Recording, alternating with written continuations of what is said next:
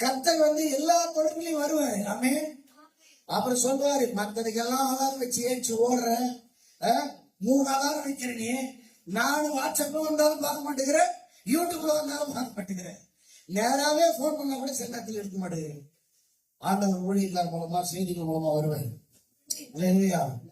அப்போ அவர்களுக்கு ஒரு வேலை கொடுக்கப்பட்டது. Revelation of God and his purpose. முதல் காரியம், தேவனுடைய நேரம் வரும்பொழுது தேவன் யார் என்ற ஒரு வெளிப்பாடு, அவருடைய நோக்கம், அவருடைய திட்டம், ரட்சிப்பின் செயல்கள், அதை பற்றி ஒரு வெளிப்பாடு வரும். சொல்ல ரெவலேஷன், வெளிப்பாடு.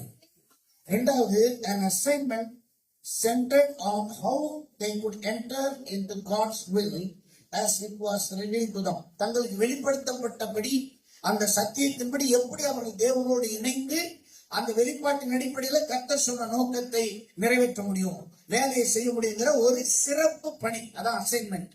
அசைன்மெண்ட்னா சிறப்பு பணி. அது ரெகுலர் பணி கிடையாது, அந்த குறிப்பிட்ட காலத்துக்குரிய ஒரு சிறப்பான பணியாக இருக்கும். அல்லேலூயா. சொல்லுங்க, வெளிப்பாடு, வேலை. ரெவலேஷன், அசைன்மெண்ட், இது ரெண்டும் நடக்கும் தேவனுடைய கைராசி நேரம் வரும்போது.